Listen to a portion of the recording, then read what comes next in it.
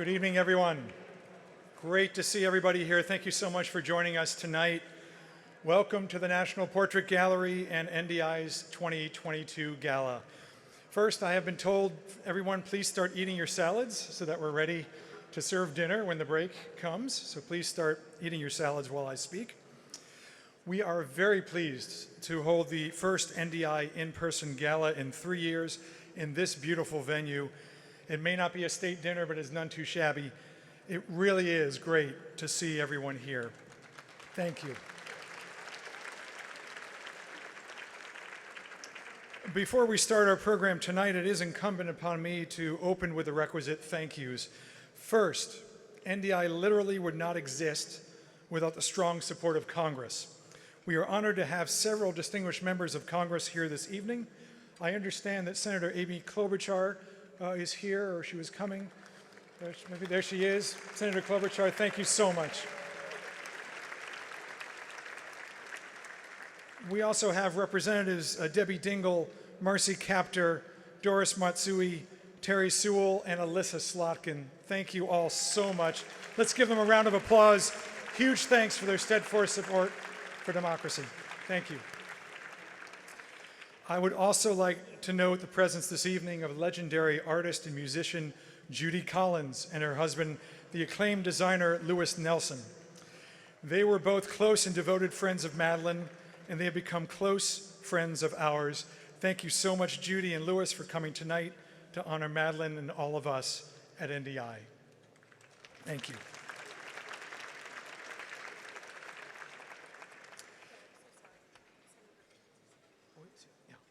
I'm just told as well that Senator Coons of Delaware is also here.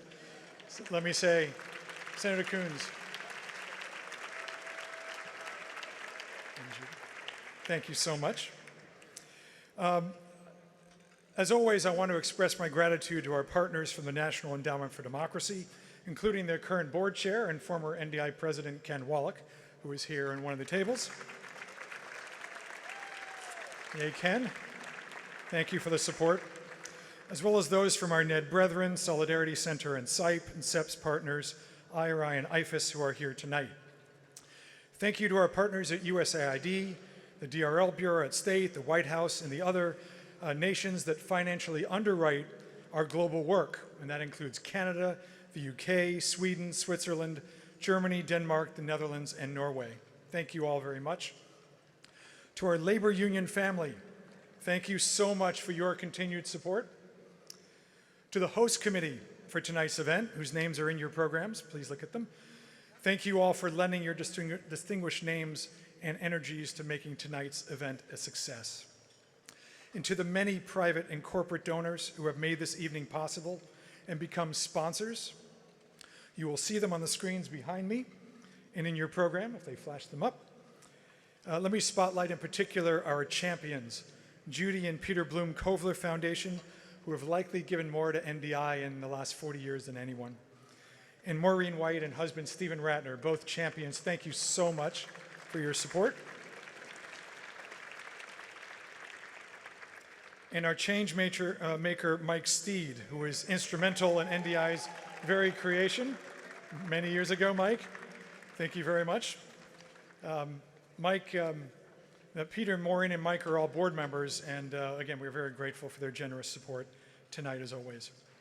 Many others among NDI's extraordinary board of directors are also leading sponsors of tonight's event.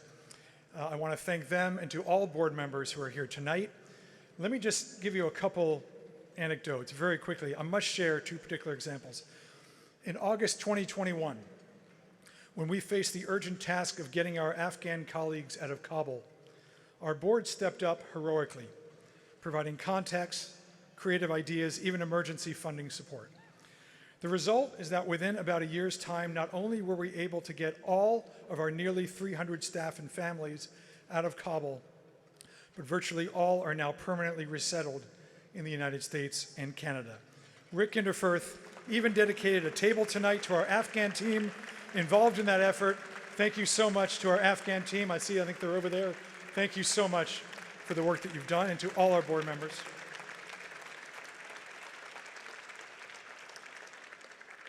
And when we lost our leader, our lodestar, Madeleine, we carried on without missing a step due to the strong and steady hand of our longtime vice chair and now chair, Tom Daschle, in what was a seamless transition. Thank you, Tom. Thank you all. Let me ask all current and former board members here tonight to stand and be recognized. Please, stand. Current and former board members, please.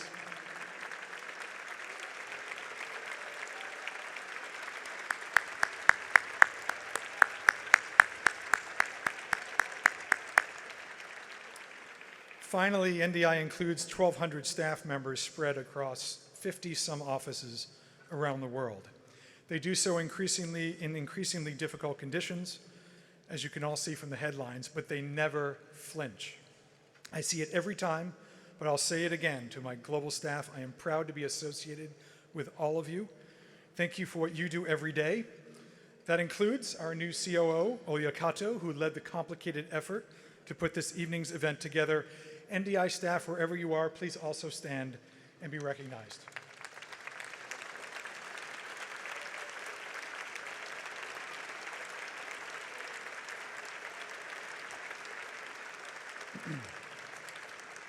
Tonight, as you all are aware, is dedicated to the life and legacy of Madeleine Albright.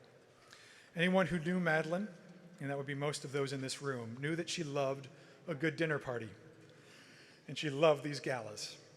I would hope she would have enjoyed this particular night as we honor in her name 3 European women leaders who are standing on the front lines of the democratic struggle at home, in their region, and beyond, and pay tribute to the resilient, indomitable people of Ukraine who continue to endure a relentless onslaught of unprovoked violence for the offense of wanting to live their lives free and independent of a delusional and brutal dictator.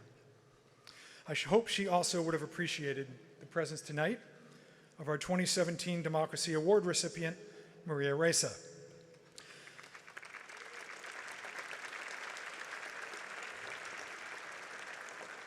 Maria was prevented by the Philippine government from taking her place of honor at Madeleine's memorial last April and faces years in prison still for her dedication to justice and a free press.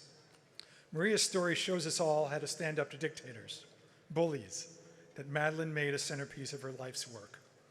Indeed, Madeleine taught us the urgent necessity not to look away or lose faith in the face of challenge, but to speak clearly and unapologetically about the difficulties of our time and the requirement that we meet them confidently and without illusion. And that was reflected in the final words of her final op-ed, published posthumously in the Washington Post days after her passing. In it, Madeleine wrote, "Clearly, our future leaders will have to be gutsy and resourceful, and so each in our way will we. To those who despair of that possibility, I have a measure of sympathy, but little patience. There's no shortage of worthwhile work to be done, and no surplus of seasons in which to achieve our goals.